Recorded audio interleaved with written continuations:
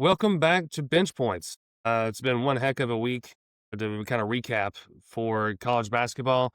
Obviously, Duke makes a huge statement. Illinois handles business against Tennessee. Tennessee's struggling. We're going to get into that for sure. And Purdue just had to kind of stub their toe, but I don't think it's anything that we're going to be too worried about. But I'm interested to hear what everybody has to say. And Kentucky is still a mess. So everything is still somewhat right in the world. But let's go ahead and tip things off. And I already threw shade at Kentucky, and let's just kick it off with them. They're definitely got some ongoing issues.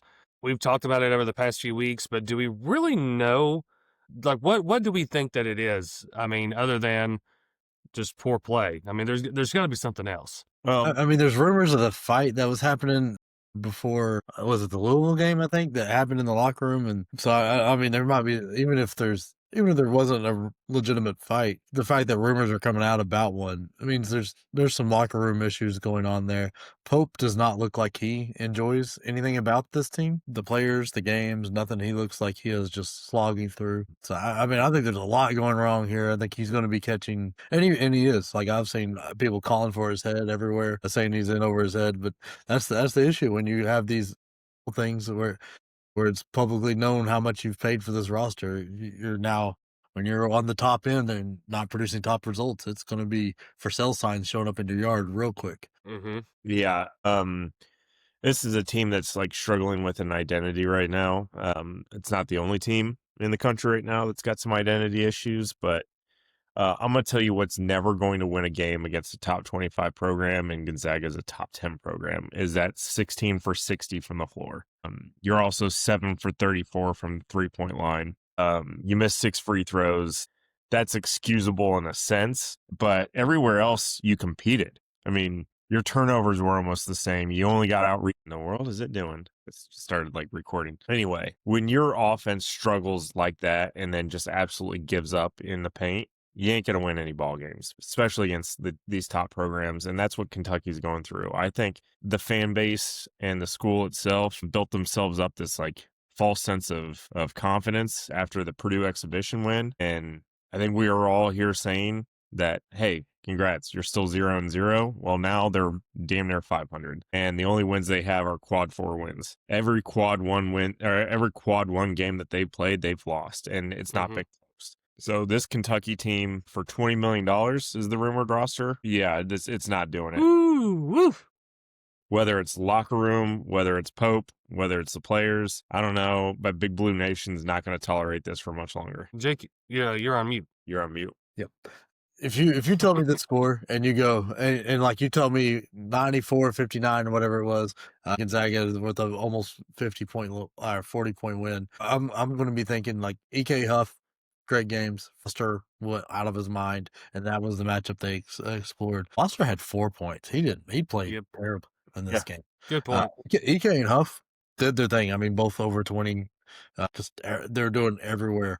But I mean, Gonzaga is now looking to be deep with Smith playing well and Worley and Miller on top of Venters making his foray into the starting lineup here, and Super Mario. Like, this team is getting to be real dangerous.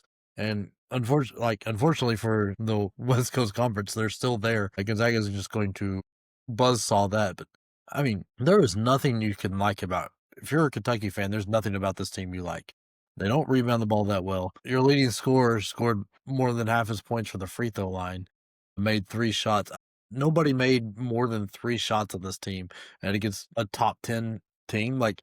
This is, and Pope's supposed to be an offensive god, and defense is where they're supposed to struggle, and they sure are struggling on defense, but offense they don't have a clue. And like, people are like, it'll get better once Lowe comes back. Well, Lowe played 15 minutes this game, and he was absolutely useless. I mean, like at the point guard position, you had Cam Williams and Jaden Lowe combined for 1 point, 3 rebounds, and 3 assists, and 3 turnovers. It's not like the point guard is doing anything for you there. And a lot of these extra threes that came in at the end, or extra plays. Yeah, jump. Even at the end when Gonzaga packed it up and was already scheduling their, figuring out how to check in for their flight back home. Yeah, and I think too, the stat that sticks out the most is obviously the big fan of the big man is the points to the paint, 46-18. That is an astonishing number. And from the coaching perspective, it's really hard. I kind of feel for Pope just for the fact that this team just doesn't act like they care. But this is his job. Yeah. This is what he's supposed to be doing. He's supposed to manage this. He's supposed to get as much as he can out of this team, and he's not doing it. Yeah, But the he way I looks like understand the he's relationship, how it goes is the boosters come to you and say, "Here's how much money we have. Give me who you want," and then they go get them. And so either he did a terrible, terrible job of scouting, or I mean, everything is swinging and missing. I mean, Aberdeen is not playing well. OA coming back is not good. Like, and the freshmen they have, like Jasper Johnson and them, not doing it. I know Quintonence is still on the bench, but dude's coming when he comes back. He's still coming back off a major knee injury. It's not like he's going to be coming back and be full speed. Like this is He's a dangerous. defensive specialist. He's not going to fix shooting 20% from the floor. He's sorry. It's like that's not going to solve your problem. I think Jake. I think you called it preseason about this Kentucky team. I think you were way low on them, and I think the rest of the country's caught up. You know, give flowers where they're due. I think Jake had this nailed back in September. Mm-hmm. This Kentucky team they are a sinking ship right now, and there's not enough life rafts to save everybody. So I think by the end of next year, we're going to find who survived the Titanic that is Big Blue Nation and see what happens when they rebuild, because right now this isn't a tournament team. No. Yeah. They might skate their way in just based on anything else. You don't get in the tournament with quad 4 wins. Yeah. They just don't let that happen. And they're not going to be ranked. They're not going to be ranked next week. That's for damn sure. Oh yeah. No, there's no chance. There's no chance they'll be ranked. I think you're giving too much credit. You're giving too much credit to the AP poll voters to pay attention. Yeah, well, that's probably fair because they see the Kentucky name. That's fair. God, that's a whole nother topic. Very frustrating. But now I do feel like there's still a lot of basketball to be played, but there's not even a glimpse. There's nothing to hang on to. Yeah. There's not it's not even. You know what I'm saying? Like we're gonna get into it later. It feels hopeless. It feels hopeless. Yes, that's a great way to say it. That's a perfect word for it. We call feels it like popeless. a very. What'd you say? Can we call it popeless? That's pretty good. We can run with that. Jimmy Docks would love that. But gosh, he's getting on my nerves more and more. Yeah. But that's also another conversation for another day, another podcast probably. So Jake, let's go ahead and kick things off with you. Hey, Duke, huge win. Just in a really, really wild game in a very hostile, wild, over-the-top environment, which is what you'd expect from a game like this. Just a very special game. So and Boozer's the man. Boozer's a bruiser. Once again, I'm terrified of this Duke team because they're getting nothing from their guards. Absolutely nothing. Until it's time to win the game, and then they step up and hit big. Like Foster or Evans still step up and hit the three that they need throughout the game because, like, nobody else is scoring. I was worried they were going to get run out of that gym the way it was going in the first half. Mm-hmm.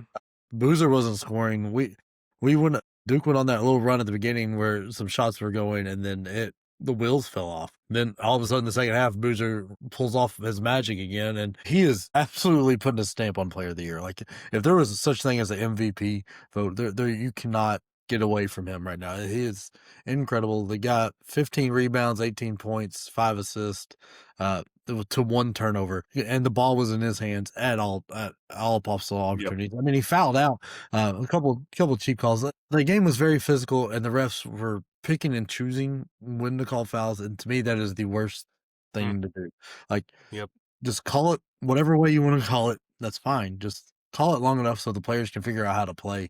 Because I think that was part of the issue. The free throws Michigan State was settling for a lot of jump shots, and that's what killed them was the threes. Jackson Kohler kept him in the game there for a bit. I think he hit all 4 threes in the first half and was absolutely, and they were wide open and they were good looks and they went in and they looked pure, but then he doesn't hit one for the rest of the game. The rest of the team, nobody. Fears, man, 13 assists. You were running the show great. 0 points on 0 for 10.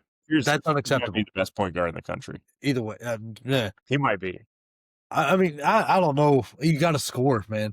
Like, because all of a sudden your guy can just go double whoever you're throwing. If you're 0 for 10, like, he had 6 points because 6 free throws, but like 0 for 10 from the floor is like, might as well treat him like everybody did Meshack last year on Tennessee. Just hang way back and clog up the lane and absolutely ruin everything. Colin Carr is the same way.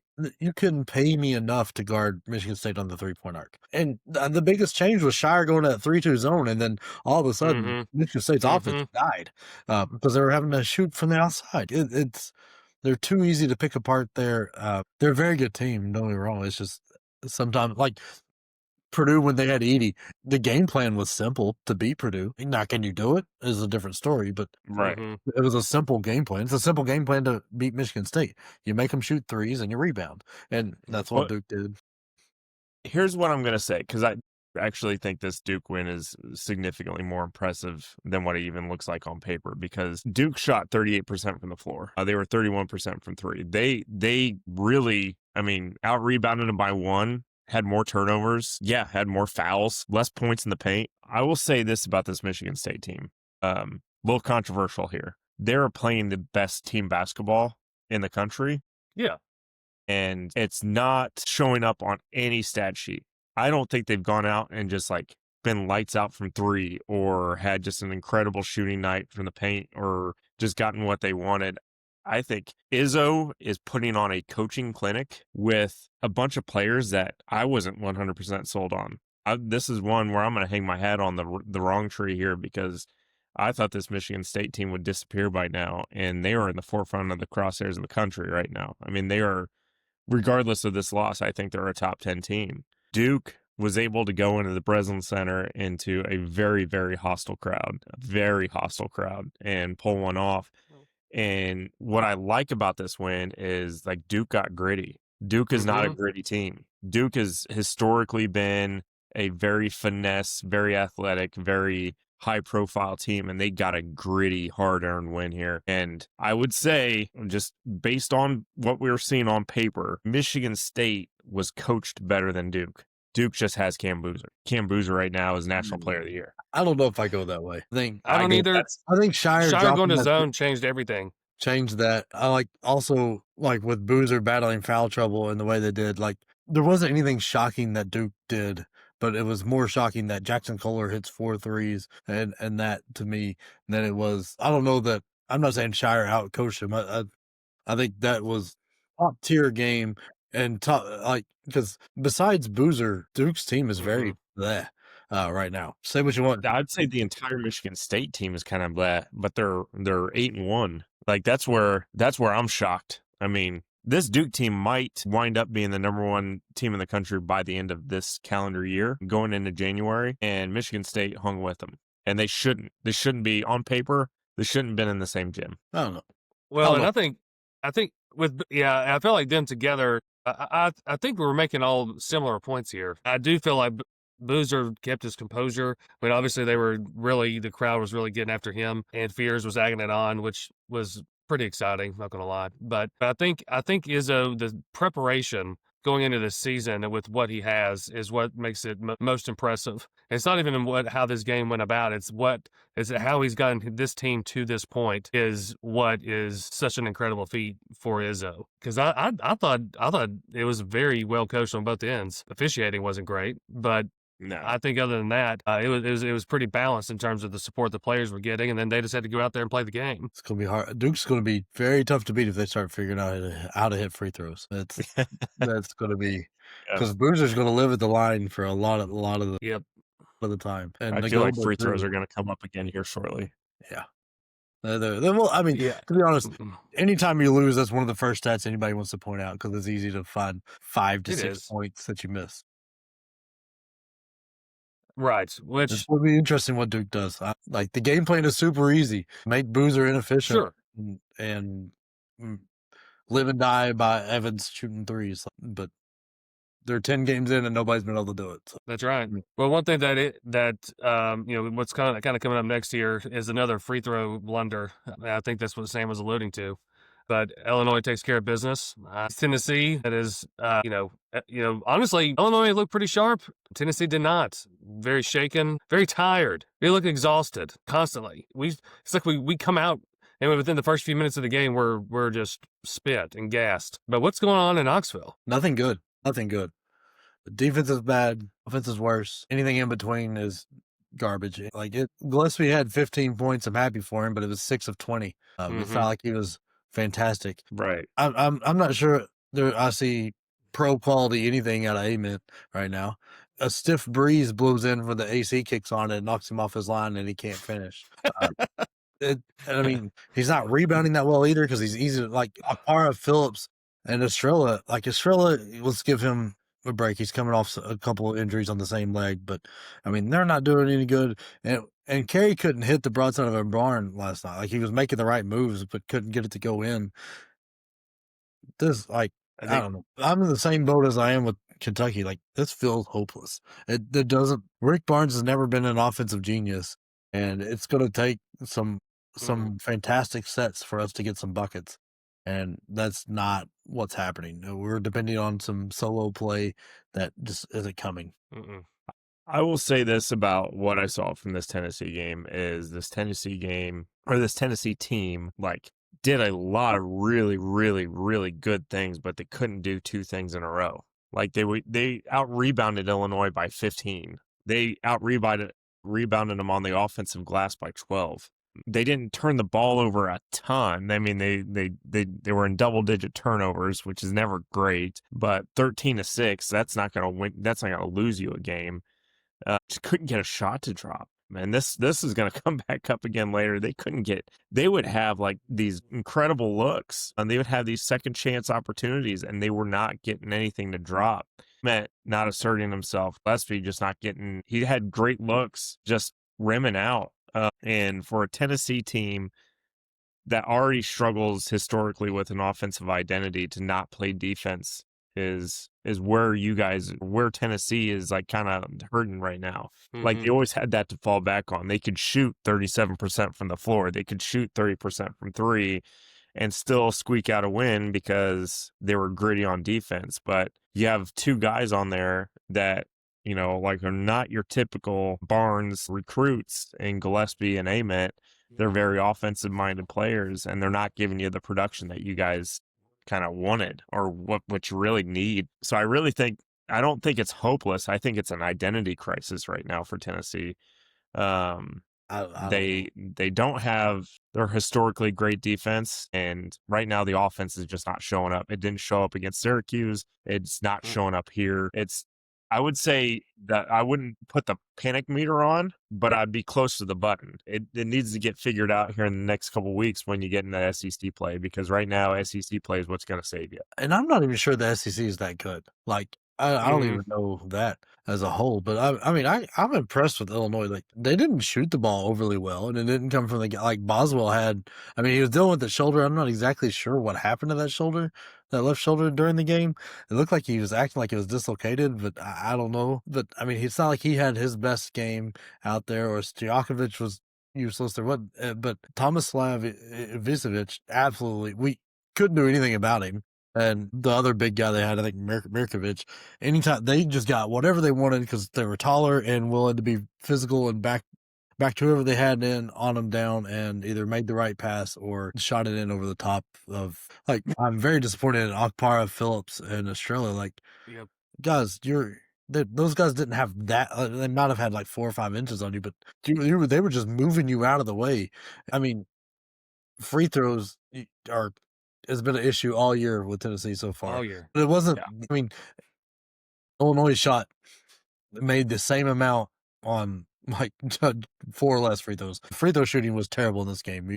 The winning team had 57% from the free throw line. So it's not like they nailed all theirs and Tennessee missed all their, like, but the 5 steals is rough because, like, those are easy buckets, but like, there's time. The decision making kills me with this Tennessee team.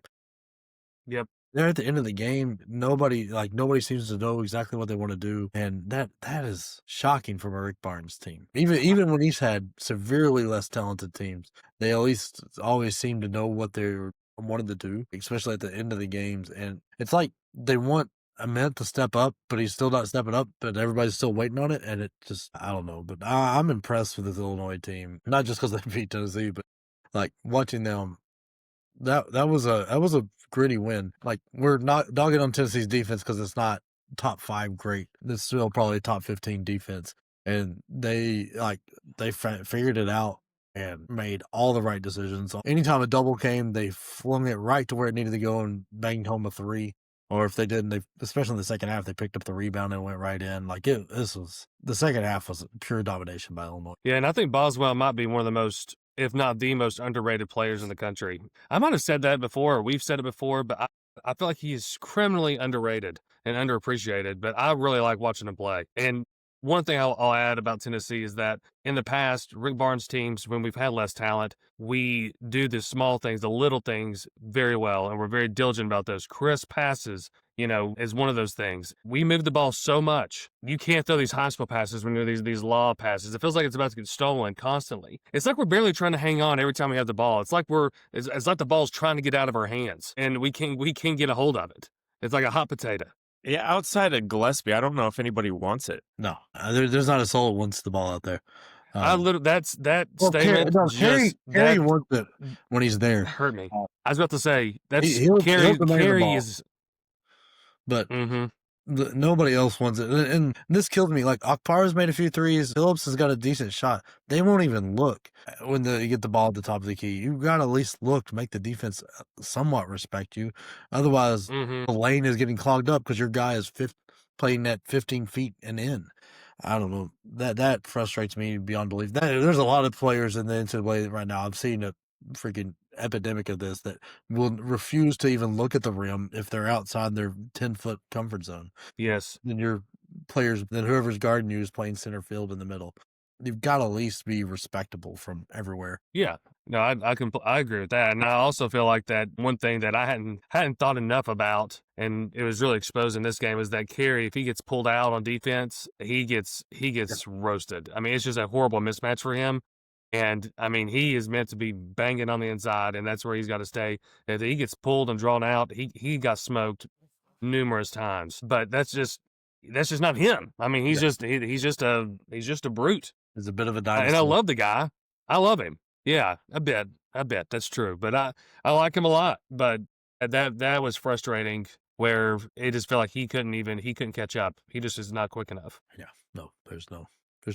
Like I said, I'm very down in the dumps, and I'm normally a pretty negative guy when it comes to my teams anyway. But this feels worse than. I can't remember the last year that we lost 3 games in a row. I meant to look that up today. Have you tried to looked it up? I just it's probably been 6-7 years. Yeah, I was thinking the same thing. I mean, I definitely couldn't remember, and I guess that's the thing that has me most frustrated. And then we can move on. Is that I understand having one off game. All right, I understand just things are just the shots aren't falling, things that are out of sync, whatever it may be. But this has been. I mean, this is a pattern at this point. Like it's happening. It's a thing. And that's the part that's pretty scary. Where'd the team that beat Houston go? Where'd that team go? Yeah. If anybody found it, there's a wanted ad out there for that team to come back and return them to Knoxville, please.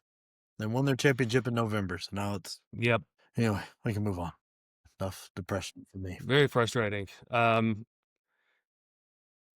I don't want to keep the kind of the downtrodden going, but Sam, Purdue gets boat raced by Iowa State. But I think this is just a blip in the pan, and Purdue might be better for it. So yeah, and you guys know me, huge Purdue fan, bleed black and gold, and probably the most pessimistic Purdue fan in the history of anything. And if I am so, it's because Purdue taught me to be that way. Purdue was down 4 in the first half. And I was texting you guys, I was texting some other buddies, and I was like, really, Purdue should be up 12. Like they had offensively, they were getting what they wanted against a very good Iowa State defense. They weren't getting anything to drop. I mean, I think I saw 6 wide open threes. And you make half of those, and that's a 5-point lead going into half. You had Trey Kaufman-Renn getting some offensive boards down low and just could not get the putback. You had Clough get some opportunities down low that weren't going. You had DJ getting some opportunities down low that just weren't going. Fletch couldn't get it going again. Omer Meyer had some open looks, couldn't get them going. I was watching the first half of this game, and I was like, man, it's like we're playing a top 10 team in the country, shooting sub 20% from everywhere, and we're only down 4. I was like, that's actually a win. If we come out in the second half and do half as better, We're going to be all right. And we continued the same exact trend. We just couldn't get anything to drop. Iowa State, I think, made their first 6 or 7 shots to open up the second half. And it just felt like Purdue was just like, yeah, this is just not our day. And where in the past, I would think that, this is a panic sign for this Purdue Boilermaker basketball team. I'm like, they've got a lot of experience on that floor. They know that they shoot better than they're wound up at 41%, but a lot of that was the junk shit at the end of the game. They shot 22% from 3. I mean, you double that output, and that's a 70 to 81 game. And that's manageable because when it's that close at Mackey, the crowd's going to kind of will you back into it. They shot free throws terribly. They were sub 50%, 43% from the free throw line. They rebounded okay. They had some stupid turnovers when they were going through that stretch where I think Braden Smith threw it behind the back to Coach Painter. Yeah. So, I mean, it was just one of those games where it's just like, man, if they could get some shots to drop, it would have been I think we would have been talking about this being one of the best games of the year because it would have been 5-6 points with a couple minutes to go and anything can happen. And that's either way. But I think Purdue got to about the 35-40 or the 25 to 30 minute mark and just gave up because they just couldn't get things to drop, which that I don't like, but ultimately I'm not that worried. I don't think Purdue is going to shoot that poorly that often. And every year they have a game like this. Usually it's against Nebraska where they go into Nebraska and just somebody hits 23s in a row and then it's over. Tominaga from a couple of years ago. So I'm not that worried. If they don't get some certain things figured out, I'd be a little bit worried. But this is one game in 9. They've got Minnesota at home. Then they got Marquette, which Marquette's struggling. And then they got Auburn coming up. I'm really not that worried. I think we go into the new year at 12-1. And this Iowa State game, throw away the tape. I don't think there's anything to learn from this. I think defensively, you were okay. They hit some crazy good shots. I mean, one shot, I distinctly remember in the first half that drove me nuts is we got a wide open look for Benner, missed the 3, got the offensive rebound, kicked it back out to Fletch, wide open 3, missed it, and then big giant white dude for Iowa State drills a 30-footer. And I'm just like, that's the way it's going. That's just the way it's going. And credit to Iowa State. Iowa State is a top 5 program. I would be shocked if they're not in top 5 on the AP poll tomorrow.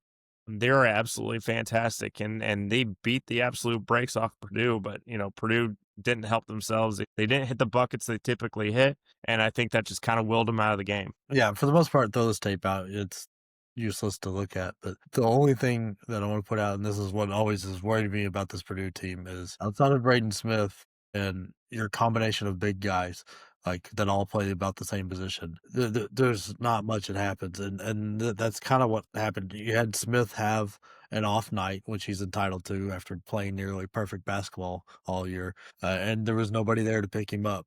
Between Murphy, Fox, Boyer, Meyer, and all them, they barely combined to be more than what he scored, and he had 6 turnovers. He can't do it all, but your big guys played well. You had double digits from Clough and Jacobson, and then Coffin Red just nothing was going his way. But he still had 9 rebounds. He was still working out there.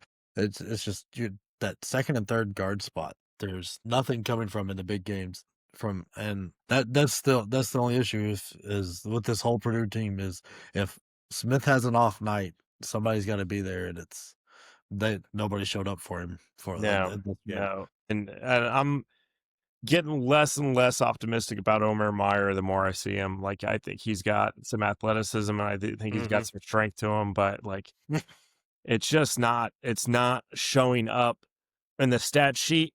And as a Purdue fan, I would love to feel okay, Braden Smith's off the floor, Omer Meyer's got the ball, we're fine. But as soon as Braden Smith's off the floor, I'm like, oh God, what's going to happen next? And as a Purdue fan, I really do hate that feeling. I think that's fair. I thought think Liam that's Murphy really was fair going to that way. Liam Murphy was going to have a bigger effect on this team. He can't find the floor, and I don't know if he's just the jump from North Florida to Big Ten that he wasn't ready for, and he needs to go back and take another step down. It's just he can't find the floor. Well, there's no more steps to take after this. So yeah. Well, maybe, I don't know. Flavia's suing for another year, so maybe Murphy gets one too. I don't know. Sam so obviously I've known who Fletcher Lawyer is for most of the time he's been at Purdue, but would you say that this has been, a disappointing start No, to his season, or he was like is there shooting- some history there that I don't know of, like he's a slow cooker? he started the year shooting 52% from three. Since between the Rutgers game and this game, he has basically gone completely ice cold. Mm-hmm. I don't know exactly what's going on. I think he's just going through like a little slump. I mean, he didn't shoot well in the Rutgers game either. I don't 3 know of if we need to censor this, but find that guy a big girl, get the slump buster in there. Yeah. He's not finding the basket right now.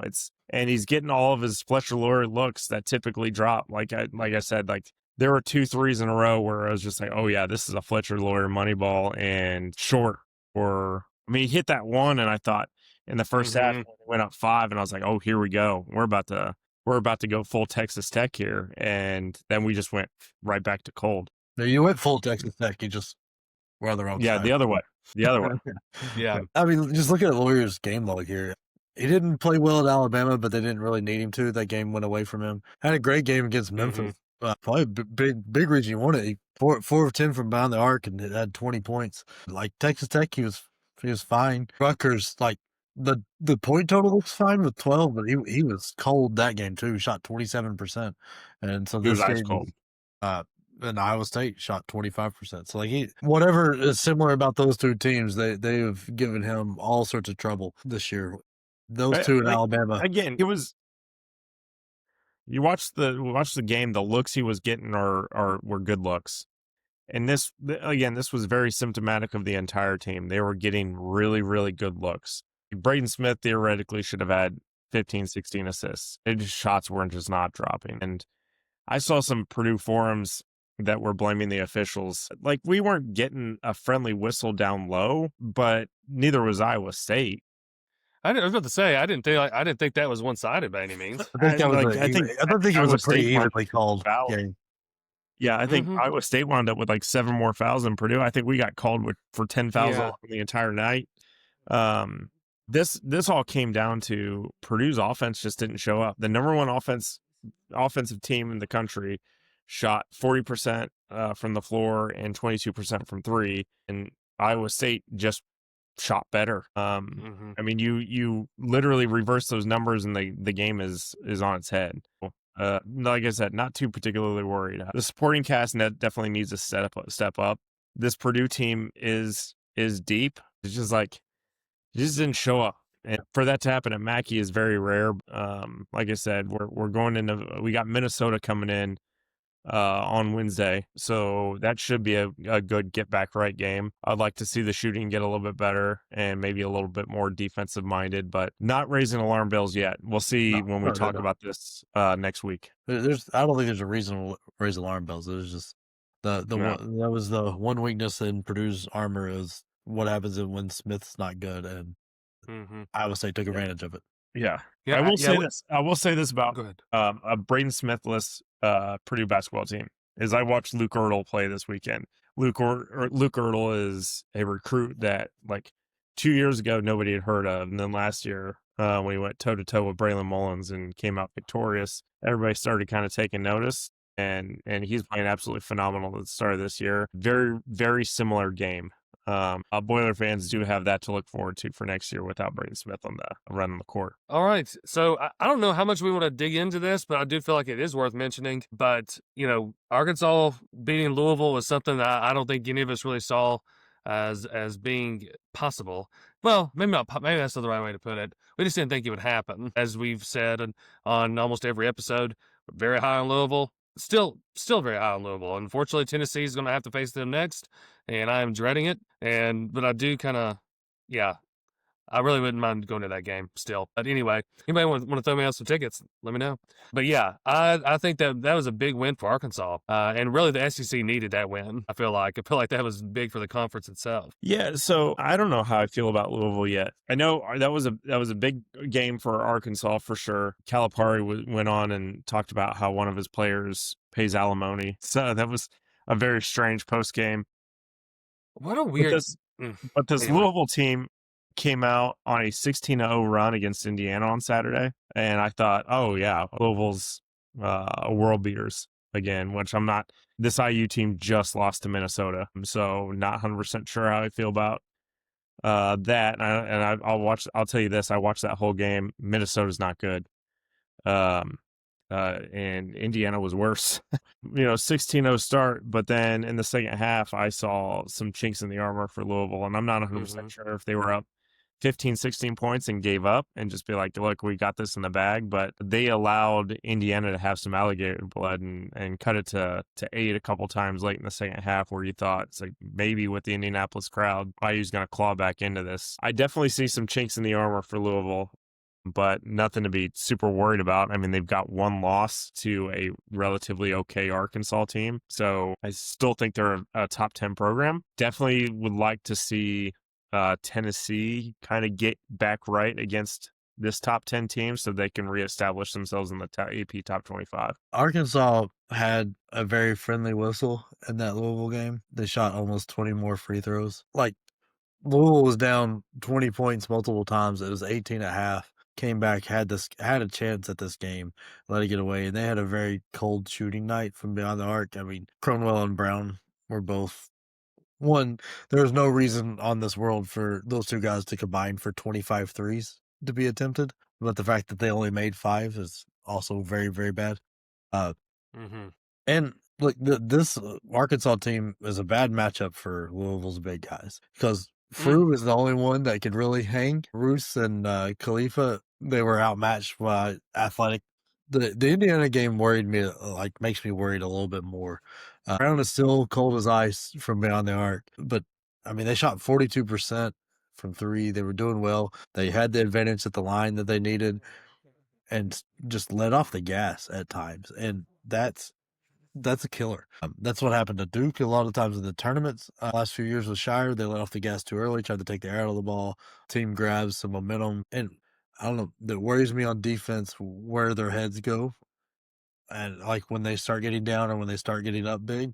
And I think that's going to come back to bite them a few times here, especially as you get into league play. Because there's going to be nights that when you're playing in conference that all of a sudden the second half, some white guy off the bench that hasn't seen more than 10 minutes all year goes for 50 or something crazy and a half. Like, you've got to be able to buckle down, and I don't know that they've got that buckle down and survive it mode. I think they're either going to win big or it's going to be a absolutely nail biter that they're probably going to be on the other end of a lot. Yeah, I think that's fair. Anything more on that game? Because I'm itching to get to this next one here. Yeah, let's move on. Arizona, another team. Again, I feel like this Arizona team is such a gift. Like, there's so much fun to watch. I enjoy watching them play basketball, except for that ugly ass court. I showed my wife. I said, "Honey, look at that. Look what somebody made on Canva. No offense to Canva, we love it.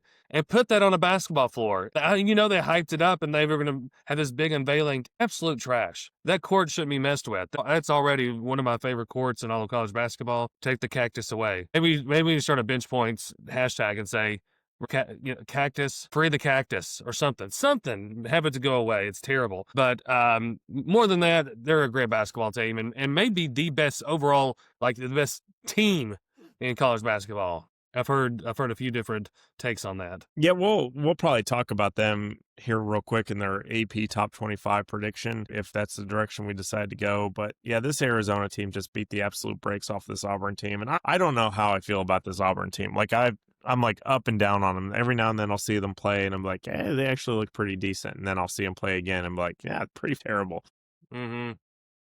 So, but credit to this Arizona team. If they're getting their annual review here in December, they would exceeds expectations. They have a legit argument to be the number 1 team in the country. I don't think they will be. We'll talk more about that here in a second, but this Arizona team has been absolutely fantastic. And then we're talking about some of the top freshmen that everybody's talking about. You talk about Darren Peterson. Darren Peterson was back, scored 17 points. Looked good in his return. You got Cam Boozer, obviously National Player of the Year if you were judging it in December. You got Caleb Wilson, who's looked absolutely fantastic. Nate Ament, who I think has room to improve. But this Koa Pete, God, this kid can ball. This kid can flat out ball.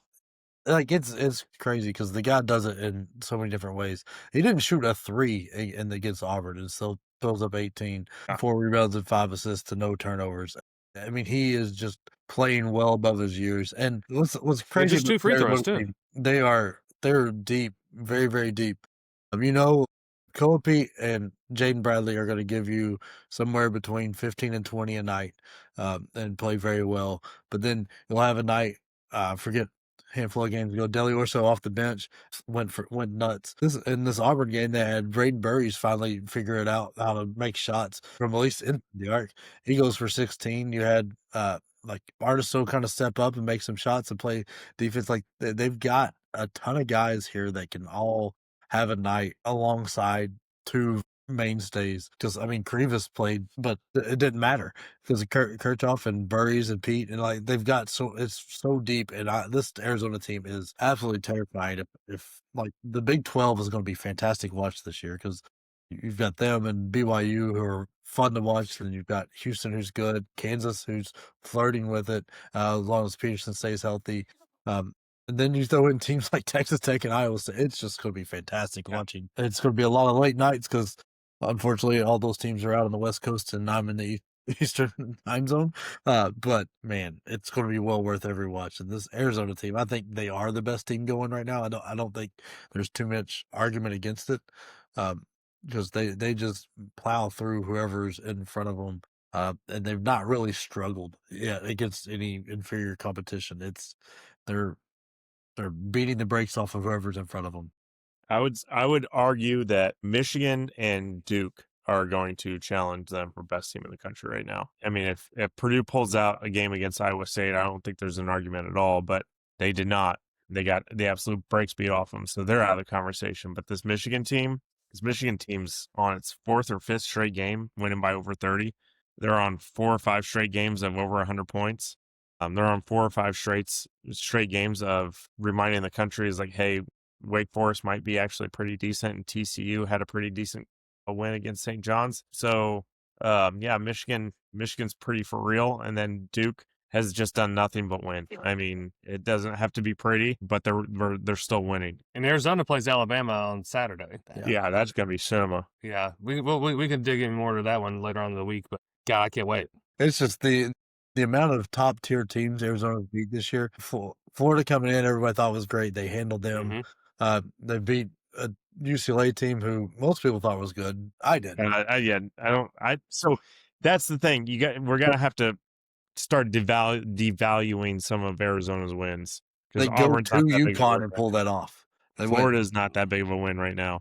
UCLA is not that big of a win right now. The 2 UConn, Auburn, if they handle Bama like I think they might. UConn, you have to put an asterisk on. You don't. I mean, you're missing 2 starters on that UConn team. That's why I keep going back. Mullins hasn't started, and Reed is not that big of a product. I don't know why. Reed is the real deal. I mean, they play completely different with Ribey on the floor. We disagree there. Reed is not that important. We're more like all UConn has done since he's been back and since they've had Mullins is win. And I think they're going to continue to do that. I don't think UConn has the clearest path to a 1 line that any other team in the country has right now. We'll see. We'll see about that. Now, coming up here soon. I think it's Illinois on the.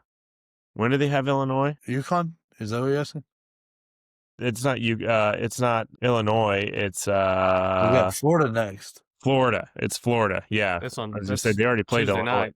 Yeah. Yeah, that's Tuesday night at 9 p.m. Eastern time on ESPN. Yes, that's really one of the bigger games of the. That might be one of the biggest during the weekday games. Yeah, we're in a weird stretch of like between Christmas and Thanksgiving. Everybody's coming off for Peace Week. There's not going to be a ton of midweek great games at the moment. The kind of fun little or interesting tidbit: the top 3 teams in the country, Purdue, Houston, Florida, all have some like kind of question mark losses right now. So it's just like it's really interesting to see where the entire country kind of like put all their eggs in that basket, and it's some other teams that are kind of stepping up and taking those eggs. It's a very fun year so far. This is shaping up to be one of the better college basketball seasons ever, which means it'll be a terribly boring March Madness because that's how that normally works out. Yeah, it's like very chalky. That is true, isn't it? Though that's fair. It does kind of feel that way. hopefully we get the double whammy because it has been great. It's been a lot of fun and still got a lot more to go. I was going to look. Who did BYU play? Did they play this weekend? This past weekend? I missed that if they did. They I think they played. Well, California Baptist. Yeah, Yeah. handled them pretty good. Or something like. I think I saw. Yeah, they played California. They played Dayton as well recently, and that game was unexpectedly close. Oh, that's right. Yes, it was. A kid from out. Dayton went off. I can't remember that guy's name, but I was texting a buddy who went to Dayton, and he was hyping him up, and I was checking it out and went back and watched some of it, and pretty legit.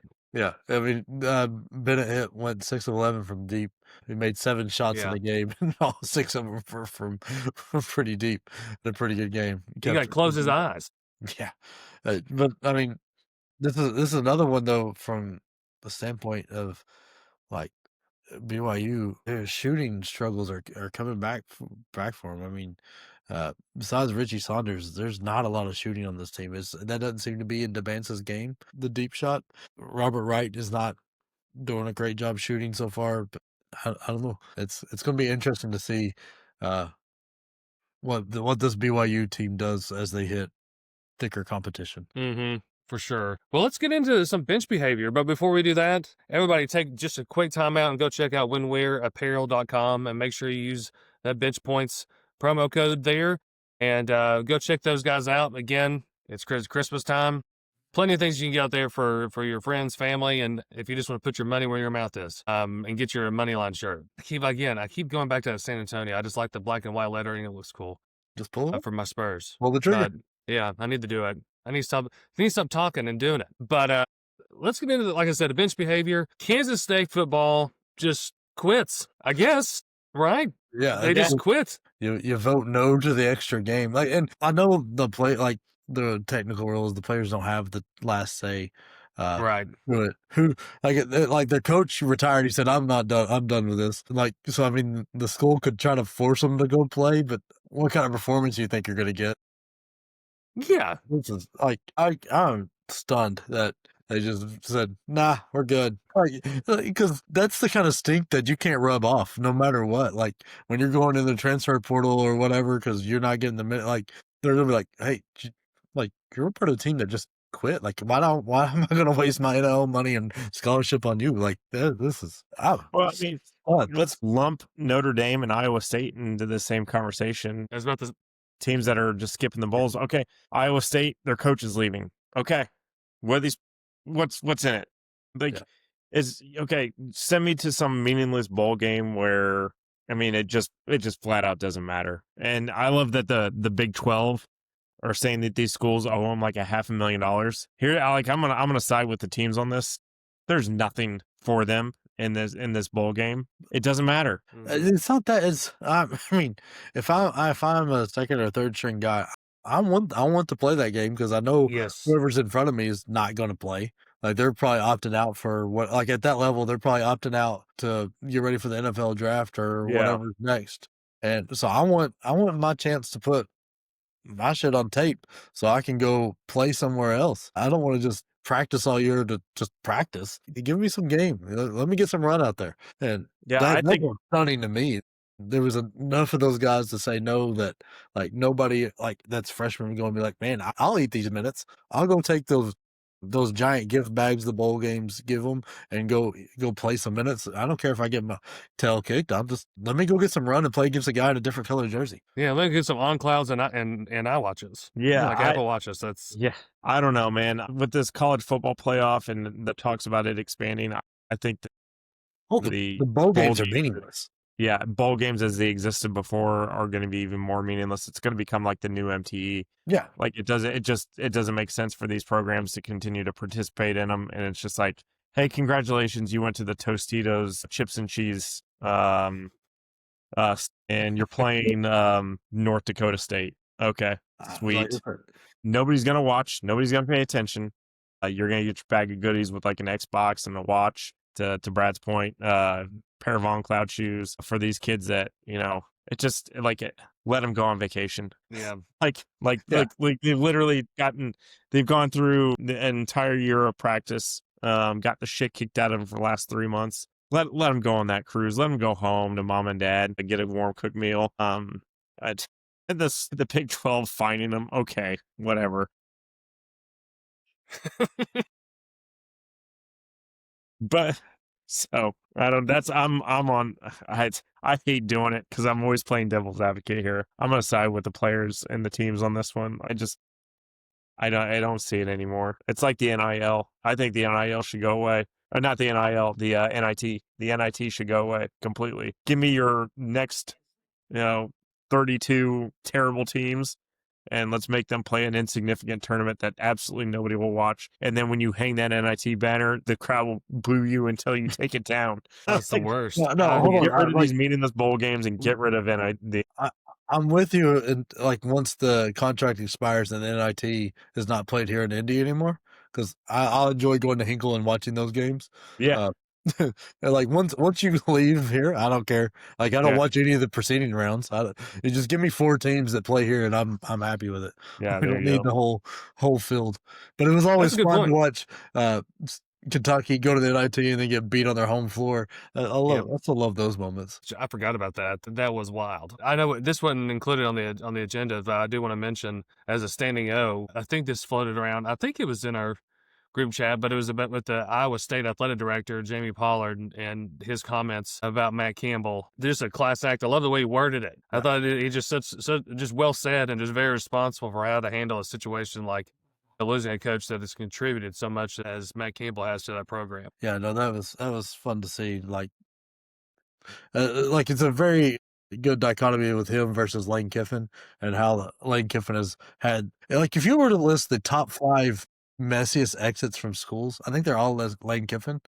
Yeah. Like it's like getting left at the tarmac, leaving Tennessee in the middle of the night, this Ole Miss situation, and how he was asked to leave at Alabama from being the offensive coordinator. Like, I don't know that there is any pretty exit that he's ever made, but it sounds like Matt Campbell handled himself like a true man, and was upfront with his AD about it the whole way, and so and was, you know what, that's good to see. I wish nothing but the best for him and his new venture at Penn State. Hopefully he can find 3 or 4 recruits so they can get out of the cellar of the recruiting class here soon. Whew. I'm gonna do a comparison here real quick. I worked at this company for several years, and I worked next to a guy that wound up being one of my best work friends I've ever had in my entire life. And this guy I sat next to wasn't well liked among the leadership group, and so he would say something and do something, and he would catch an enormous amount of shit for it. But then I would do the same thing, and people would kind of laugh and be like, "Oh, Sam, that's fun. That's funny." And I was like, "Yeah, it's the same exact thing that you just did." Anybody feel like that's Ogden versus Lane Kiffin right now?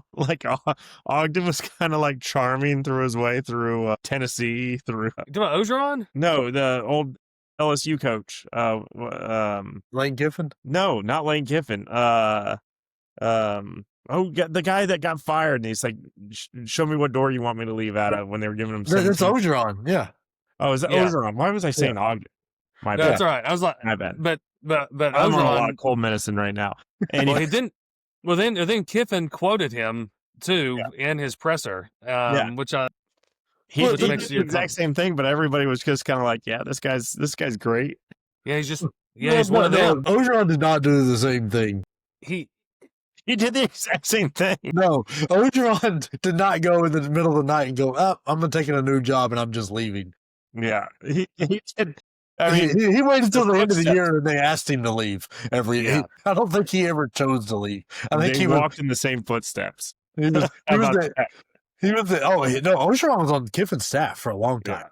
And he kept getting the interim job. He was a big fan of Kiffin because Kiffin would leave somewhere, then Ogeron would get the interim gig. Yeah, and that's how he landed at LSU, gets a championship, and then starts bringing his girlfriends to practice because he didn't care anymore.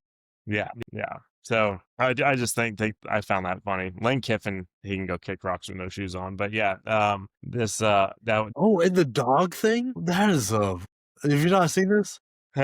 No. They had a whole Twitter account for it to be Lane Kiffin's dog, Juice, whatever.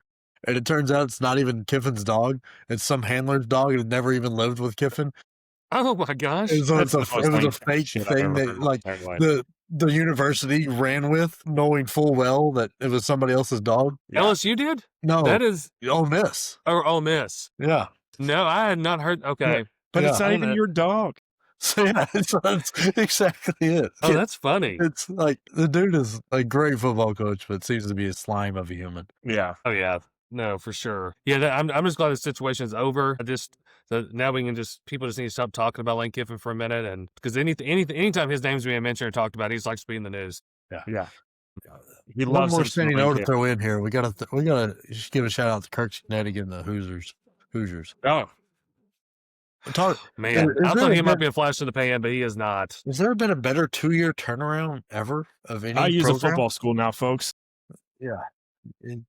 I mean, go from like they were like the worst team in Power 5 football. Like it wasn't even close for a while, and now they're the 1 seed 2 years later after hiring this guy. Like And now this is Purdue's the worst team in insane. Power 5 football. Yeah. How about that? This is great. What a time for me to be alive.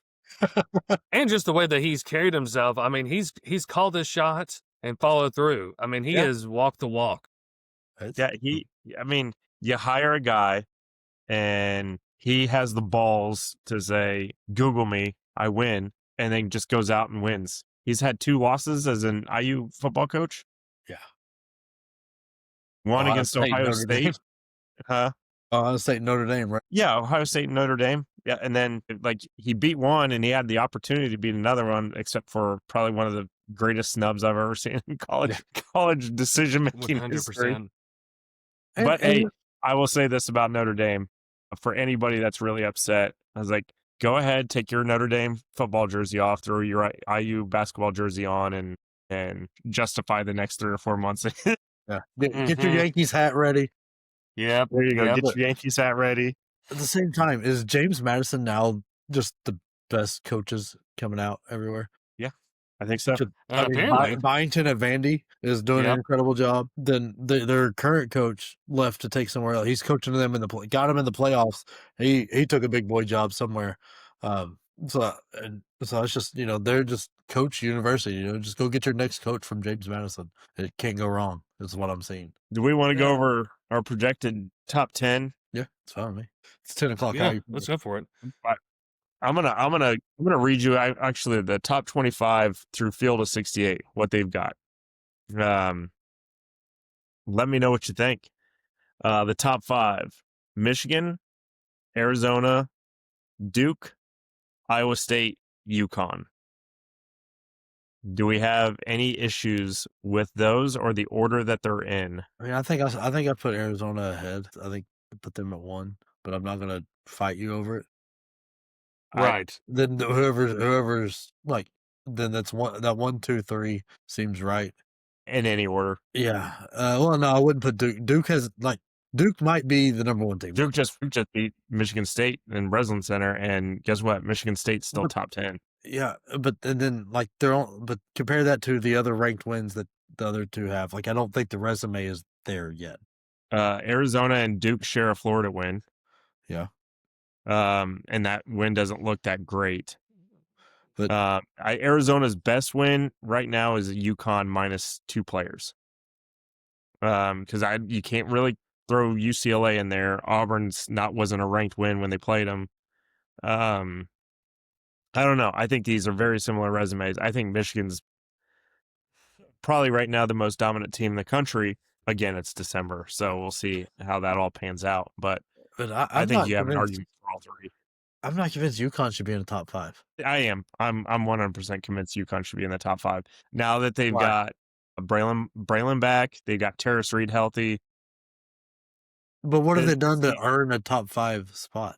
Is what I'm saying. Let's see. They beat. Hold on. Illinois and Kansas are the 2 wins that they have. Yeah, they beat Illinois. They beat Kansas. They've actually got, like you said, they got Florida coming up. We're not 100% sure how big that win is going to be when they inevitably get it. UConn's. I think you'd make the run it for Gonzaga. I would, except you got 40 pieced. Anytime you get 40 pieced by anybody, the conversation to get back in the top 5 is going to take about 3 to 4 weeks. Which here, if we're going to read the next 5, Gonzaga at 6, Fair. Purdue at 7, Bama at 8, Michigan State at 9, Do we feel like Arkansas at Bama 10. is just failing upwards? Who? Like they're not really beat anybody, but like the teams that beat them are very good. Yeah, And so like your wins of value is St. John's and Illinois. which Illinois might be a huge win. We don't. Maybe. I mean, it could be, but it's like Yeah. Arkansas That's a at good- number 10. How does people feel about Arkansas at number 10? no. Ooh, come Fight on. that tooth and nail. Yeah. No, I would like to hear someone really defend that. I mean, I guess we'll hear them. Who are their 2 losses right now? North Carolina, No, Duke and Michigan State. Duke, and Michigan Mhm. State. Those are pretty good losses. Where's the win? Besides, like they beat Louisville at Yes. home.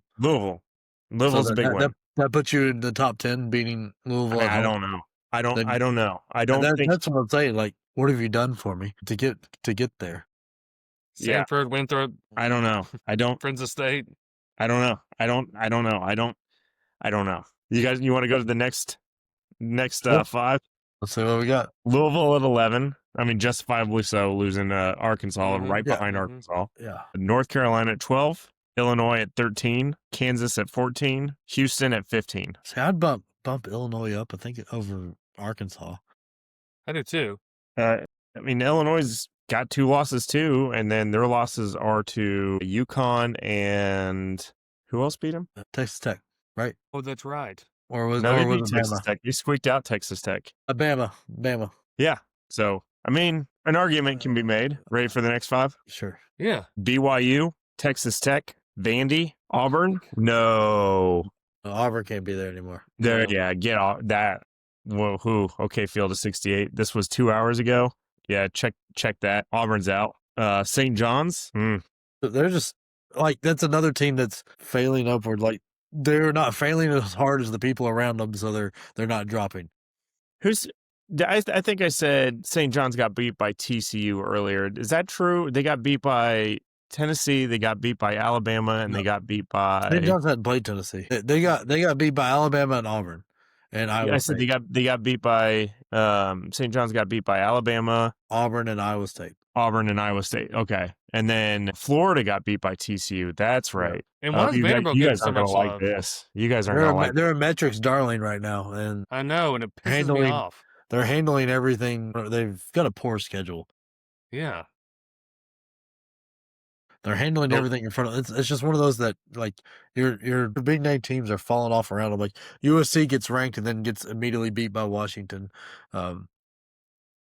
You guys ready Kentucky for the can last probably jump 5? out of the top 25. Did you guys hear Florida's name called at all? No, I think you as it had it was. like that. Yeah, so 21 Iowa, 22 Nebraska, 23 St. Matt, 24 Tennessee, 25 Virginia. Field of 68 might be. I love Field of 68. They're showing some Big Ten bias there. They Mhm. are. I don't think Nebraska. I mean, Nebraska's 8-0 and Iowa's 8-1, but they got absolutely boat raced by Michigan State. I don't know. I think mean- Tennessee is going to hang on to it 24-25, but That's only because the teams below them lost. Like it's Tennessee doesn't deserve it. They're going to be hanging on to that Houston win for a long time now. But it's Iowa having Iowa up there. I mean, it got waxed by Michigan State, but they haven't beat anybody. I mean, there's not a team on here I'm like, woo, that's a great win. Maybe beating Maryland by almost 20 at home, but I don't agree. Same. Where was North Carolina on that list? 12. Which I Yeah. don't have a problem with that. Yeah. Like starting to wonder if I was 100% wrong on North Carolina too. 'Cause North Carolina's, I think the jury should still be out. Let's not crown them yet. yeah. Um, I like I said, I'm not sure. but Nebraska, I'm not sure. Why are you putting Nebraska up there? They're not blowing teams out. They're not. I mean, they're 9-0. Yeah, but I mean, At some point, like Behind when every team starts losing, and you got a Power 5 school that's 9, 10-0, you give them some kind of recognition. It's almost like USC. You put them in there, you put them in the top 25, put them in the spotlight, and then the lights are too bright and they lose to Washington. A Washington team True. that I'm actually really high on. They haven't played particularly well, but I'm still high on them. So Danny Right. Sprinkle. Yeah, I can't convince me that either of those teams should be ranked right now. Because I would make the argument for Nebraska. Yeah, maybe. We'll see what happens with the actual AP poll, because I don't think. I mean, Florida goes from ranked number 15 to completely out. I mean, that very well could be the case, but the losses are starting to stack up for them. And like I said, several of these other teams, like Auburn at 19, Auburn's not going to be ranked. Auburn's not going to be ranked tomorrow. So I don't think Indiana will be either. Indiana won't. I mean, you just lost 2 in a row. Yeah. You lost to a Minnesota team that's not good, and then you lost. You had an opportunity against Louisville, but you started off the game 0-16. It's not going to instill a lot of voter confidence with the AP. So it's I don't know. Yeah, like the bottom part of the top 25 is going to be so weird because we're going to get to, like, the teams in there. Because I think Baylor needs to be talked about a little bit more. They look a little more impressive than I thought they would. But I mean, Missouri just got 20 piece, so that kind of knocks them out. Like, do we give any love to TCU? I mean, I know they struggled. Start at some point. Like that first game of the year was garbage for them, but after that, I don't know. Like they played a 4-point game to Michigan and got beat by Notre Dame. That one kind of hurts, but So they beat Florida and they beat Wisconsin, handled North Texas. There's like how long are we going to punish them for losing to New Orleans at home? I mean, if that's a quad 4, I mean, probably for a while. So we're coming up week 6, right? So if Field of 68's top 12 is accurate, one of your national champions is Michigan, Arizona, Duke, Iowa State, UConn, Gonzaga, Purdue, Bama, Michigan State, Arkansas, Louisville, or North Carolina. One of your national champions. There's probably only 5 to 6 of those I actually believe in. Yeah. Who's your 5 or 6? So Michigan, Duke, Arizona, yeah. I'm trying to remember who all you said there. Michigan, Arizona, Duke, Iowa State, 4, UConn, Gonzaga, Purdue, Bama, Michigan State, Arkansas, Louisville, North Carolina. Purdue, and like a half on Gonzaga. Out of that list, who I think can actually do it is Michigan, Duke, Iowa State, UConn, Gonzaga, and Purdue, and an outside shot to Michigan State. I'm very heavily devaluing Arizona's performance so far this year. We'll see how I feel about them at the end of December, but I'm still heavily devaluing what they've done.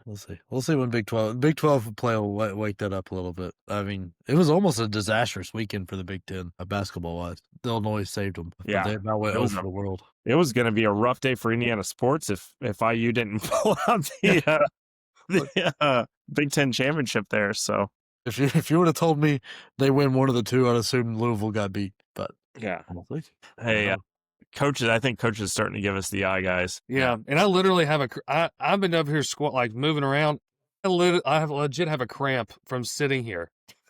I've not done anything but be on the bench, and I have a cramp that is running through my leg right now. So we have got to end this thing. Over. Yeah, let's call the trainer over. Yeah, just bring it up. All right, catch y'all next blowout. Take care, y'all.